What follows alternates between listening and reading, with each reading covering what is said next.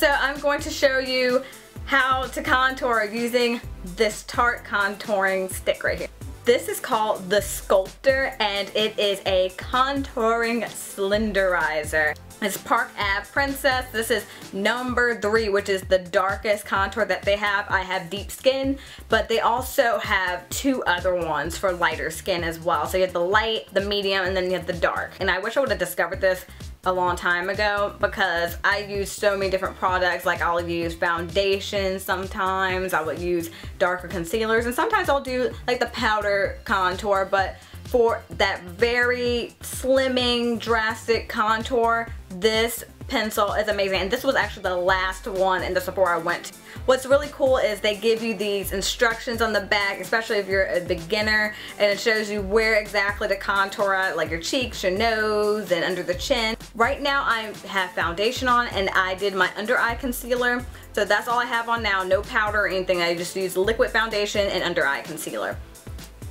So the hollow of your cheek is when you purse your lips, that area right underneath your cheek.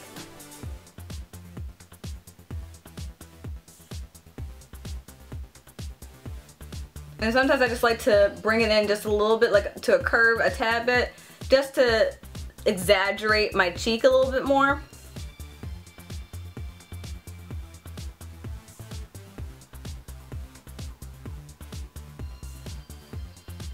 Next, what I do contouring, I go around my head. So you're gonna just, don't be afraid, just shade it on in. Right towards that hairline. Next thing, what I usually do when I contour is my nose.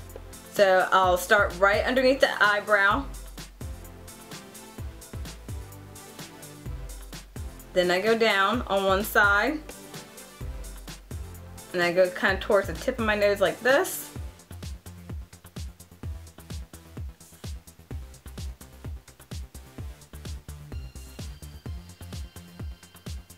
I like to kind of like just make a little like connector right here, so the focus can be like on the tip of my nose. It actually makes your tip of your nose look like it's a little bit more lifted.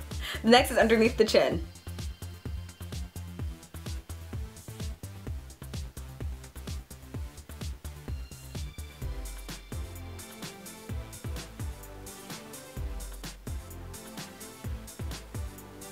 And sometimes like I'll go like this, like just to define my chin a little bit more. If you have a recessed chin, which your chin goes a little bit inwards more, this will definitely help make it pop out.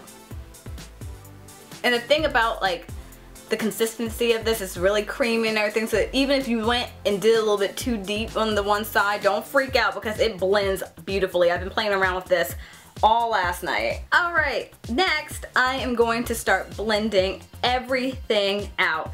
So with blending, I use my small stippling brush, and this is by e.l.f. I got this for $3 at Target. And what you're going to do is you're going to do circular motions around where the contour is on your head. And look how that's already like buffing out. You want to make sure there's no harsh lines.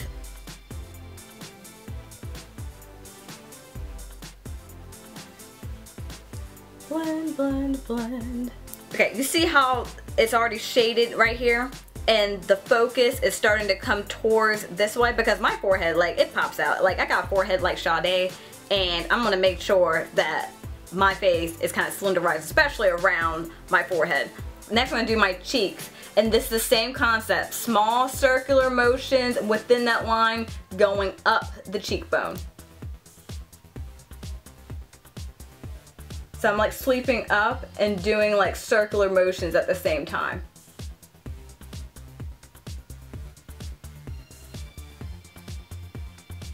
So for the chin, I'm doing the same exact thing, just buffing it on out.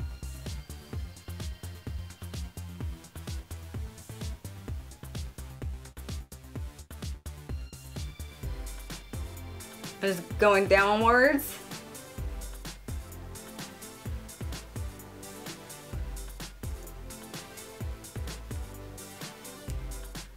Alright, for my nose, I generally do not use a brush for my nose. I use my finger.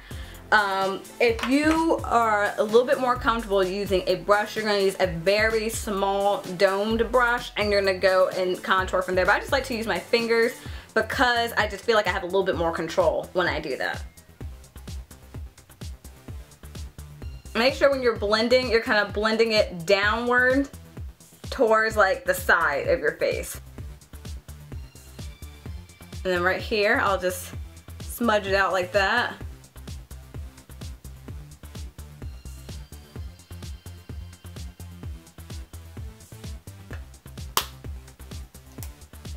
And again, do your little touch-ups. And voila! This is my contour. Thank you for watching this video. I hope you learned lots, and I will see you next time. Bye!